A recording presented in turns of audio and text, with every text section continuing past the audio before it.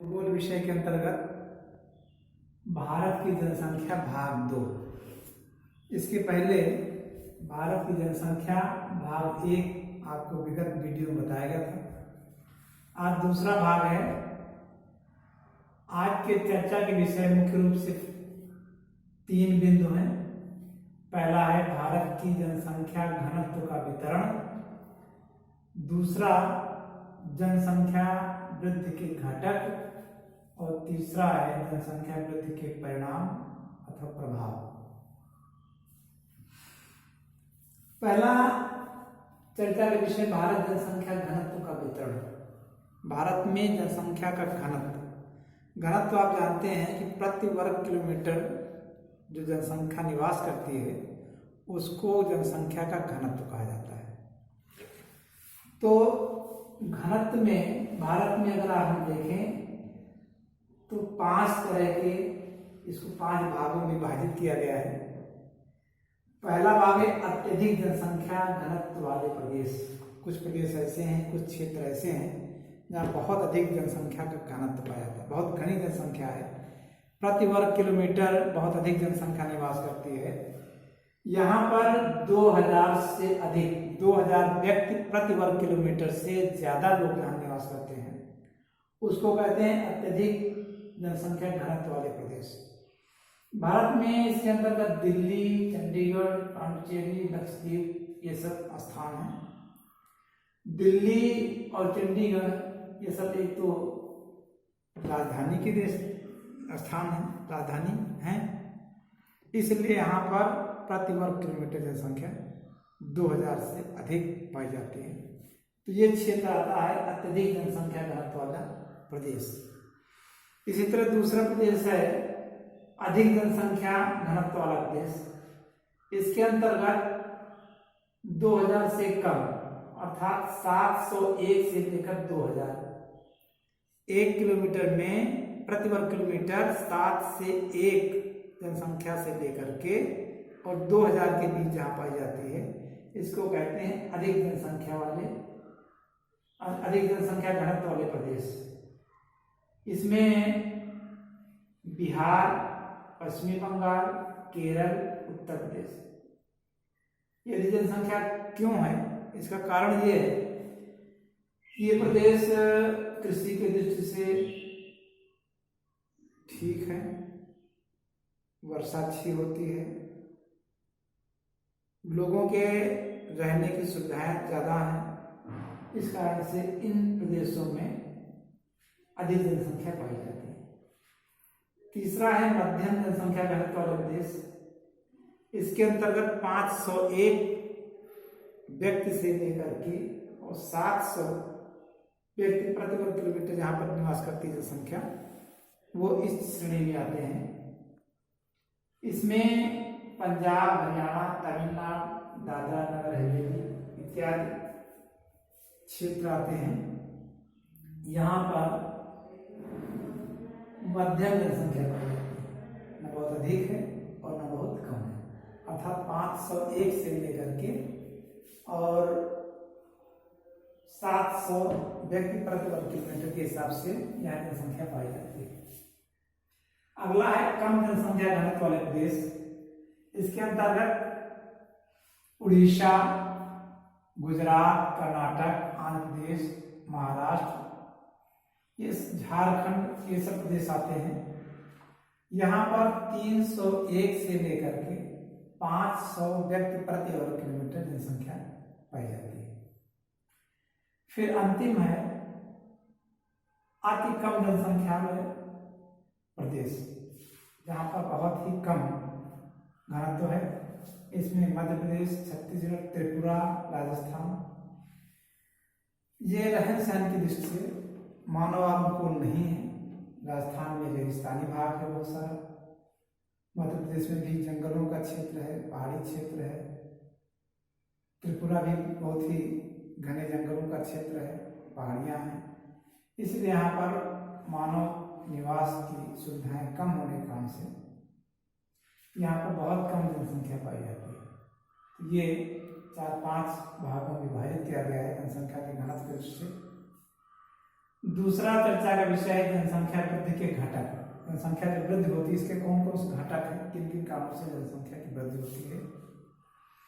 पहला घटक है प्रजननशीलता, यह एक है कि जन्म दर की अधिकता। जहां पर जन्म दर अधिक होता है वहां जनसंख्या बढ़ती है। प्रजननशीलता भी एक प्रमुख कारण होता है जनसंख्या वृद्धि का। कुछ देशों में प्रजननशीलता अधिक होती है, मुख्य रूप से जो गर्म कंट्रीज होते हैं, उच्च अक्षांशीय, जहाँ पर भूमध्य रेखीय इस रेखा के आसपास में जो देश पड़ते हैं, गर्म जलवायु पाई जाती है, ऐसे स्थानों पर प्रजनन दर अधिक होती है, जन्म दर अधिक होती है।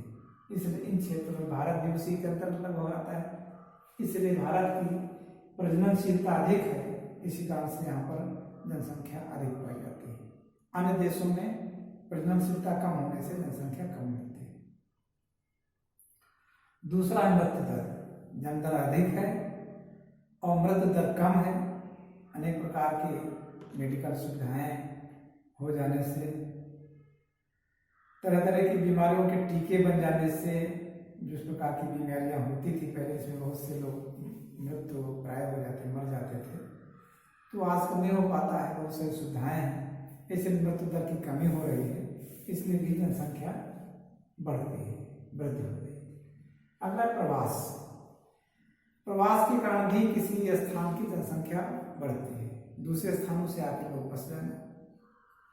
भारत में भी जो औद्योगिक क्षेत्र हैं, महाराष्ट्र मुख्य रूप से गुजरात है, यहाँ पर कल कारखाने बहुत ज़्यादा हैं, तो दूसरे दूसरे देशों से, बिहार से, उत्तर प्रदेश से जा कर के लोग वहाँ बस जाते हैं, कल कारखानों में काम करते हैं, लोग रहते हैं, तो वहाँ की जनसंख्या अधिक हो जाती है। तो ये तीन ऐसे प्रमुख कारण हैं जिनसे जनसंख्या की वृद्धि होती है। अगला चर्चा का विषय है जनसंख्या वृद्धि के परिणाम या प्रभाव। जब जनसंख्या बढ़ती है तो उसका परिणाम क्या होता है, उसका क्या प्रभाव पड़ता है। पहला, प्रति व्यक्ति आय में गिरावट। जब जनसंख्या ज्यादा होगी तो स्वाभाविक है कि प्रति व्यक्ति आय कम हो जाए। एक किसान को ले लीजिए, उसके पास 100 बीघे जमीन है और 4 बच्चे हो गए, तो 4 बच्चों के पास 25-25 बीघे जमीन हो गई। तो जो 100 बीघे में आमदनी होती थी एक व्यक्ति की, अब वही आमदनी घट गई, 25 बीघे की आमदनी हो गई, तो प्रति व्यक्ति आय की कमी आ गई। जनसंख्या से देश में ज्यों ज्यों बढ़ेगी, संसाधन नहीं बढ़ेंगे, उस तुलना में संसाधन नहीं बढ़ते हैं, तो निश्चित रूप से प्रति व्यक्ति आय कम हो जाएगी। इसका पहला प्रभाव।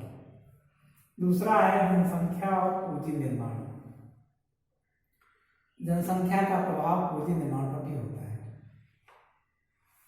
अधिक जनसंख्या होती है तो और उस हिसाब से पूंजी निर्माण नहीं होता, पूंजी नहीं बढ़ती है, तो उसका गलत प्रभाव पड़ता है, जनसंख्या बढ़ने का दुष्परिणाम होता है। पूंजी निर्माण पर भी जनसंख्या वृद्धि का प्रभाव पड़ता है। तीसरा है जनसंख्या तथा भूमि का दबाव। जनसंख्या जो बढ़ेगी भूमि पर दबाव पड़ेगा। जैसे भी आपको उदाहरण बताया था कि उसी व्यक्ति पर एक आदमी था, अब 4 आदमी हो गए, तो दबाव बढ़ गया, आमदनी भी कम हो गई।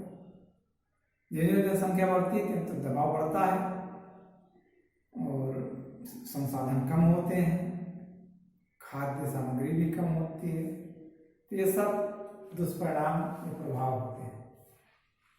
जनसंख्या और खाद्य आपूर्ति, खाद्य आपूर्ति भी कमी हो जाती है। जनसंख्या जो बढ़ेगी, अगर खाद्य के साधन सीमित हैं, भूमि सीमित है, कृषि योग्य भूमि सीमित है, तो हालांकि हम लोग ये इस हिसाब से तैयारी करते हैं कि उसका उत्पादन बढ़ाया जाए, लेकिन उस रेशियो में उत्पादन नहीं बढ़ता है जिस रेशियो में हमारी जनसंख्या बढ़ती है। अगर उसी रेशियो में उत्पादन बढ़ता है तो कोई अंतर नहीं पड़ेगा, लेकिन जनसंख्या अगर ज़्यादा बढ़ जाती है और खाद्य सामग्री का उत्पादन उतना नहीं बढ़ता है तो प्रभावित होता है।